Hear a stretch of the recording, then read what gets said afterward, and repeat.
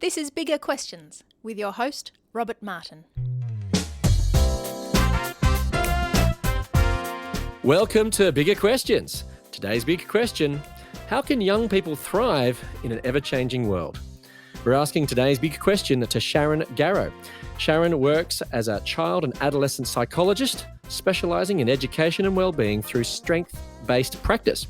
She's worked as a psychologist for over 15 years and is presently the head of wellbeing at Red Rock Christian College, an independent school in Sunbury, northwest of Melbourne. And she joins me now. Sharon, welcome to Bigger Questions. Hi, Rob. Thank you very much.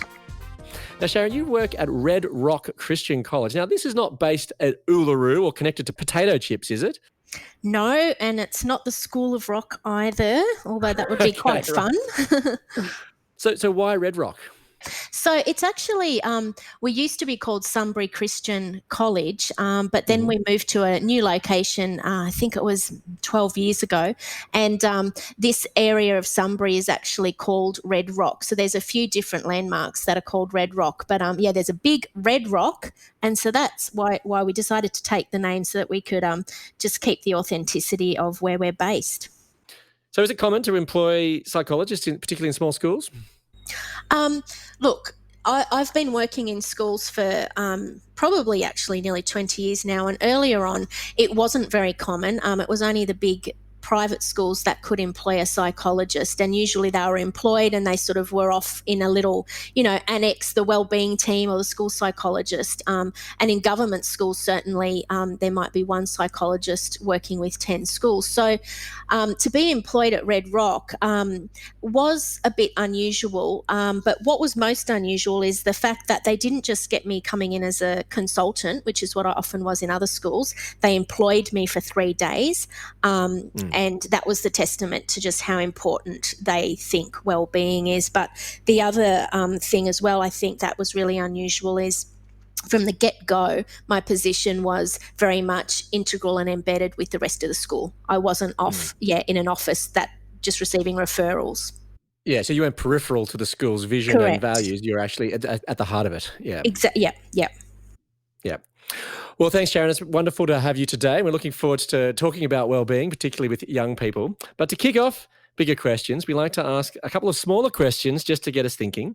Today, we're asking Sharon Garro about how young people can thrive in an ever-changing world. So, Sharon, I thought I'd ask you a smaller question today about the challenges young people face in our world today.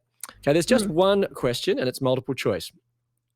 Okay, a survey of young people in Scotland was conducted in early 2020 about the things young people were concerned about in the light of lockdowns and COVID.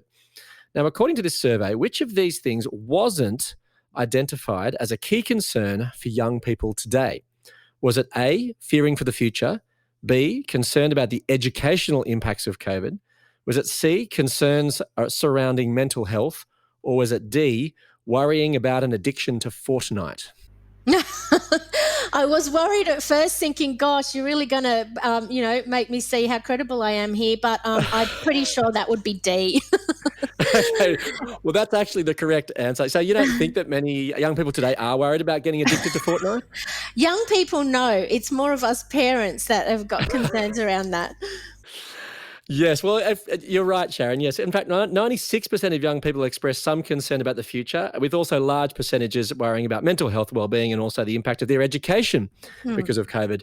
But no one reported any concerns about addictions to Fortnite. So, Sharon, you're thriving because you passed. You got our smaller question right. And if we had a live audience today, they'd give you a large applause. Yeah. So well done.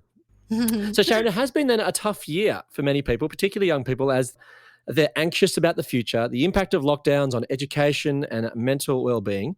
Now, you're a child and adolescent psychologist. Now, these concerns and anxieties, they don't surprise you at all, do they? They don't surprise me. That obviously they make me sad, but they don't surprise me. So we know those statistics. Within Australia, Mission Australia does a youth survey every couple of years, and in 2018, where they surveyed 28,000 young people, it showed that the top 3 concerns were coping with stress, school and study problems, and mental health. So in addition to now these concerns about globally what's happening in the environment, well, this year it has been a big hit for everybody. So it doesn't surprise me, those figures, but it makes me sad because for us, with what our school is doing and what a number of schools are doing, is that we've embedded some things that are actually helping them to cope better. So I feel sorry for all the kids that are not able to access the kind of strategies that we have been able to. Yeah. But these things that the young people are feeling, they are a concern though, aren't they? Are they, these challenges that they're facing? They're valid. They're valid. We talk a lot about living in a VUCA world. So, our world now is volatile. What world, sorry? What's A that? A VUCA world?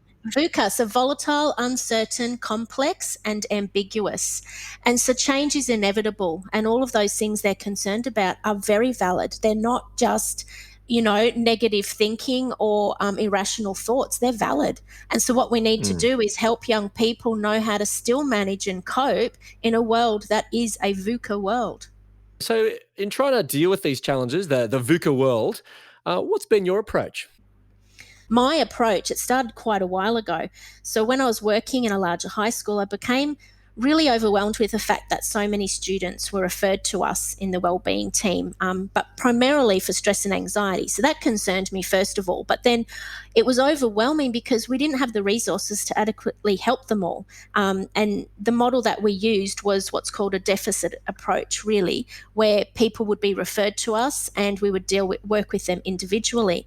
What's that? When you say a deficit approach, what does that mean? Do they mean that they're lacking something in coping with these challenges? There's a few ways that make something a deficit approach, but primarily it's working at the problem end. So it's the crisis end. So we're waiting until things go wrong to intervene. So those students were being referred when they were already in crisis or they were already showing difficulties, and then the wellbeing team was sort of there to try and help fix them or pick up the pieces and get them back on track. So what if all the kids that are sitting in classes that don't, for whatever reason, access a psychologist? They still need the help, and they're sitting there in class. So that's with my approach. I started to think about how can we actually help more kids learn about our bodies, our stress, our identity, and not wait until they're in crisis mode to have to help them. Until there's a disaster. So then you did some extra research and you were studying a Masters of Applied Positive Psychology, which was instrumental in your journey. Can you explain a bit about what did you discover? Oh, look, it really was. And I've got to say, I really think it was a God thing that I ended up in the course. It wasn't something that I intended to do. I was coming from a completely different angle, more on learning about educational strengths. But one thing led to another. A colleague of mine said that she was interested in doing it. So I rocked up. And my intention was actually, I thought, because it was at the University of Melbourne and, that first day had me, because on the first day, what I started to learn was there was actually a huge amount of scientific evidence that supported my view of working with students' strengths before addressing their weaknesses. So about having this preventative approach and not waiting until they're in crisis.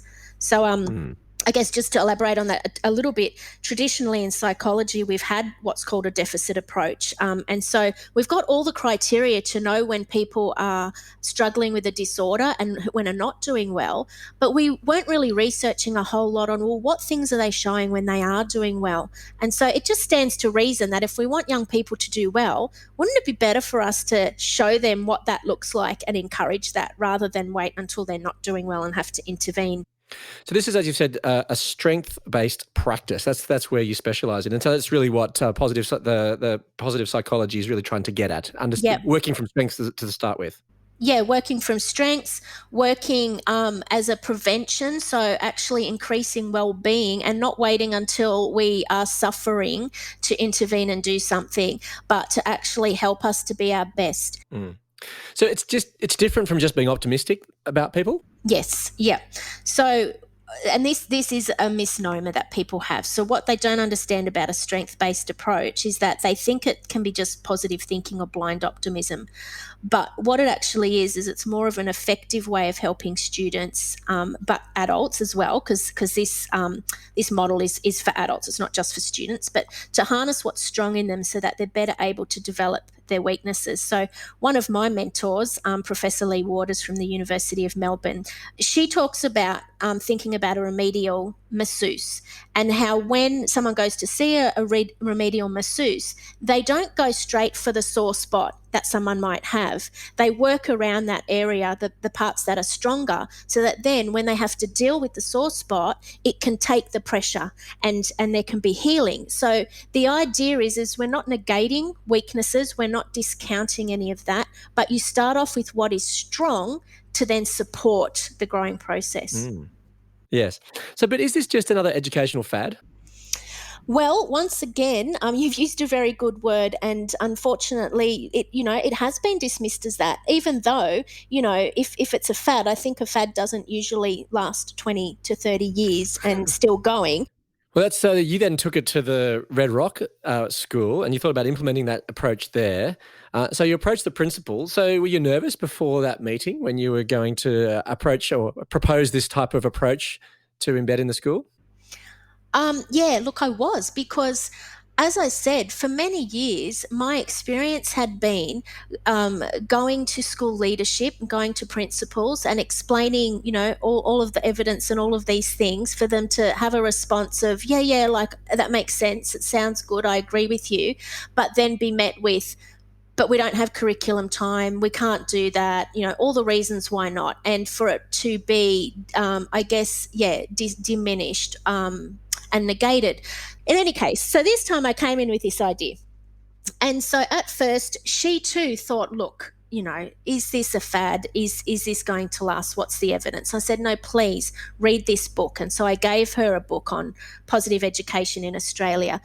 And she went away and read it. And it wasn't long, probably a week or so later, that she came back to me and she said, yep, we need to do this. This makes so much sense, and it aligns with our values. And so she was on board, and straight away she went to our board, school board, and promoted it to them. And the amazing thing is that they said, this makes sense. Why would we not want to put effort into developing the whole child and helping them to cope and experience well-being along with academics? So yeah, and from that point, just everyone, our teachers, our board, they've got it. And so it was the first time that there's been such cohesiveness with people having the same set of values and then making a way for it to happen. Now, you say that this connects with the culture of Red Rock Christian College. So what drives the culture there? Essentially, it's that understanding that we believe that each person is a unique individual. Now, we're not all operating at our best. We all need to grow. And so for young people, we often will say to people, oh, they're not resilient, or they can't pay attention, or all these sorts of things. But when we think about it, they're young people. They haven't learnt to do that yet. And so our approach is the fact that we're not going to punish them for not being able to do something. We want to help build their capacity and help them grow and develop these abilities. So that already was the value and culture of Red Rock, because we do believe, as the Bible says, that we're all fearfully and wonderfully made. So we thought there's no point in saying on one hand we're fearfully and wonderfully made, but then the way that our behaviour systems says, you're getting punished for acting like this, or, you're in trouble for being like this, or you're really distracting, or those sorts of things. We want to help kids change their behaviours so that it works better for them and for those around them. You have just mentioned a verse from the Bible, from the Old Testament, the book of Psalms, which says in verse 14, I praise you because I am fearfully and wonderfully made. Your works are wonderful. I know that full well. So that verse is obviously very then significant to drive the values of the school. It is. It's one of our, basically it's our foundation. So whatever we do, we come back to, checking, does it honour that truth? So if we believe that truth, again, everything that we put in place has to honour that truth. So it does align with the fact that we all need to learn how to appreciate each individual's uniqueness. At the same time, so I guess I'll give you an example. A common thing in class is you might have a student that's calling out all the time. Now, often a teacher, will not have the language to know how to address that. So we fall back on habit, and we might just say, look, stop interrupting, or stop calling out, or you're so distractible, or things like that. Now that happens a lot, and there's no blame there because we don't have any other language. But now that we know about character strengths, and we know that each of us are fearfully and wonderfully made, that we have an identity and we have unique characteristics, we're able to say things like, you're overusing your zest right now. I need you to dial up your self-regulation. Now, that sounds really odd right now because people don't know about character strengths. But traditionally in psychology, we've researched what is wrong with people. Like, how can I tell if someone has bipolar or post-traumatic stress or what have you? And then it was around the year 2000 that Martin Seligman and Christopher Peterson, who are pioneers in this field, decided, what if we researched what is right with people? So when people are doing well, what kind of things are they showing? So then we can see if we can grow these characteristics. So there was a 5-year research project done where they researched all different kinds of cultures and religions and moral codes. And as they did that, what they came up with was that there are 24 character traits or character strengths, whatever you want to call them, that people most typically would use when they were doing well. So they're things like love, kindness, humour, self-regulation, creativity, etc. So these are known as the 24 character strengths. Now, what we know is that each one of us has the capacity to have those character strengths. They're inherent in all of us. For some people, some things come more easy. So for me, one of my top character strengths is kindness. To be kind to people doesn't take me any extra effort. It comes naturally. I feel good when I'm doing it. So when I'm in a position to use it and it's acknowledged, that helps my well-being. At the same time, self-regulation is apparently my 24th. So what that means is that, I do struggle with, resisting that second piece of cake or what have you. But what calling out in class. Well, or talking over the top of people. Is another one of my bad traits. But I could say, well, I just have no self-regulation. But no, what the science says is if I intentionally decide to increase that, I can. So no longer can I use an excuse that I don't have it, because we can grow it. And that's what we're teaching the students, that you might be high in humour, and humour is a good thing, but you also need to balance it out with self-regulation and with kindness, because an overuse of humour can mean that someone can be quite rude and hurtful as well. And just, finally, a great example is we've probably all heard people that are really blunt, and they might say, well, I'm just honest. That's just how I am. Well, yes, honesty is a character strength, but you can't use that in a way that hurts people. So we also can dial up our kindness so that we can be honest, but we can also be kind. We can't just say, I can't help that.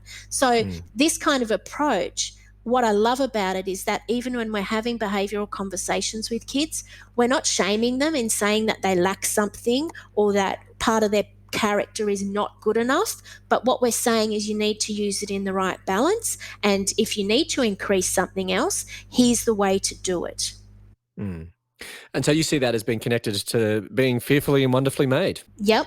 Yeah, absolutely. So the Bible then also affirms that humans are also flawed. So isn't this approach just a bit too optimistic about human nature? No, I don't think so. So because, as I've mentioned before, it doesn't negate our flaws at all. But by taking this approach, we teach students and ourselves how to modify our behaviour and use our strengths in the right balance. So again, I guess it's that remedial massage thing. We're not negating the flaws. We're not saying everyone is perfect. We all, we're on this journey of growth, of sanctification, but by taking this approach, it helps people know how to do that instead of floundering and thinking, well, gosh, everyone tells me I'm rude, but I don't know how to change it. Yeah. What we're giving kids is the ability to do that. It's all too hard. It's all too hard. I can't change, but this gives you some tools and some ways of actually growing. Yes. Yeah. So then how has this approach changed the school? Well, I'm not going to sit here and say, oh, gosh, we have no problems at all. I've worked with schools like that, and I think you're joking me. But I tell you what we have noticed, and particularly over COVID, so coming back to when we started the session, we know that, everyone is struggling. There are lots of things that we're having to deal with, and might I say that stress is not bad. God created us and to be able to know when things are not going well. And so we have that fight and flight system that kicks in. So stress in itself is not bad. So it's totally normal for people to be feeling stressed during COVID. But what is not good is when that stress stays flicked on for too long a period, and then it ends up leading us into burnout or health problems and mental health problems. So our students have still experienced stress, but because we have had this preventative approach and they've learnt how to look after their health, they know about how breathing can help make their fight or flight response switch off so that they're in rest and digest. They know how to focus on exercise. They know how to use their character strengths to promote well-being, the importance of relationships and so forth. What we've noticed is that during COVID, and remember, we're in Melbourne, and so we have these kids this year have been online more than they have been at school. So they've been through a lot, but what they have known how to do is to implement these wellbeing strategies that we have taught them, so that yes, there may have been still some struggle, but they've coped with it much better. And that's the other thing about having a preventative approach. It doesn't say you will never suffer, but it says that instead of dropping down into those depths that could be so low or so stressful, without it, we buffer against that so they can cope with it much better and they can bounce back and be resilient. And not only that, what we're seeing is that there is what is called post-traumatic growth. So we're actually seeing that a lot of our students are not just bouncing back or coping with what's happened. They've come back and they're telling stories about how they actually become better and stronger through this stress and trauma. Mm. So this idea of being fearfully and wonderfully made has really made a difference to the students. Yeah, well, it has. It really has. Knowing how to harness their own identity, knowing the fact that they do have a say in what happens to their mental health and their life, that they are not just victims and at the whim of, circumstances around us, that they can do something and it can help them get through. Mm. So what difference do you think this has made to the school culture? Our culture, again, we are a school and kids are kids and there's different things that happen. But as an example, in our Year 8 cohort, the students we were watching their conversations that were happening, and we were just noticing that, a student might say, I'm really worried my mum has to go and get a COVID test. And the ease at which the other students jumped in and said, oh, I hope she's all right. Let us know how she is, and things like that. But another one is that without any prompting from us, that one of the students who knows that her top character strength is kindness, so she began sending little messages to people and encouragements. And then what happened is that the other students started to follow suit. And so what was beautiful about that, because I have worked in other schools, Year 8 is traditionally, the beginning of that real trying to figure out their identity, and, it's more trying to make yourself feel good and, not really not having the time to think about how other people are feeling. And bullying is generally at its highest in Year 8. So I find this amazing that our Year 8s were actually sending kind messages to each other and were following suit. So instead of feeling vulnerable for showing kindness, they were all encouraging each other in this and benefiting from it. So that's amazing to have a culture where it's kind of cool to be kind. Exactly. Now, they do say that the relationship between a teacher and a student is a very significant contributor to how a student achieves academically. So how does this approach impact that relationship? I say this because our culture at school now is one that if students are feeling anxious or stressed or overwhelmed in class, they might start to escalate, but teachers will look at that now. Instead of looking at it as a defiance and as a behaviour problem, they'll look at it and know they're in fight or flight. So they now know what I need to do is actually prompt that student to go and have a walk or to sit in all our classrooms. We have an area that's a calm down area, and we teach all the students that it's okay. We all feel like that sometimes, but we can manage it. So we go off, we have our 5 minutes or our 10 minutes to calm down, and we have the tools and strategies there, and then we can come back and engage in work. So having a teacher that values you and that knows you for who you are and that helps you to manage yourself is going to build a relationship between a student and a teacher. So number one, them knowing how stress and emotions impact on learning is something that really builds that relationship. Number two, when a teacher actually can bring out and draw out the strengths of somebody, that really helps the student feel known and valued. And I think it was just recently Macquarie University did a study and they looked at that. They looked at what are the things that people remember about their best teachers. And the two things were that, one, they were passionate about what they taught, and the number two one was that they valued me and they showed they cared. So when we are feeling valued and that we're cared for, when we're feeling known, and when we're in a classroom where we can feel safe and we are not in that fight and flight, they are all situations that promote proper learning and engagement. Well, thanks so much for talking to us today, Sharon. It's been wonderful to hear your journey. So, Sharon, how can young people thrive in an ever-changing world? I think, how do they thrive in an ever-changing world? Number one, they need to know their unique identity and know that this is good, not feel bad for who they are. So they need to feel valued. They need to understand some simple wellbeing practices, how stress works in the body, how to calm down, and know that everyone encounters stress. It doesn't mean you have an anger problem. It doesn't mean you have depression. We all need to learn this.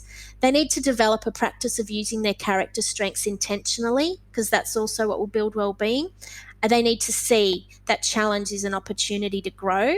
And finally, it's what's called hope theory, which is believing that the future looks hopeful and having the strategies and the agency to make it so. And you believe that the Christian message offers a lot of the answers to those things? Well, I think that a lot of the things in positive psychology actually are very grounded in the Bible, from looking at character strengths that all include the fruits of the Spirit to, thinking about the way that we think, and in hope theory. So, I think it's very, very aligned with the Christian faith. Yeah. Let me leave you with some of the Bible's answer to the big question: how can young people thrive in an ever-changing world? From Psalm 139, verse 14. I praise you because I am fearfully and wonderfully made. Your works are wonderful. I know that full well. I look forward to you joining us next time for bigger questions. Thanks very much to our guest today, Sharon Garro. Thank you so much, Rob.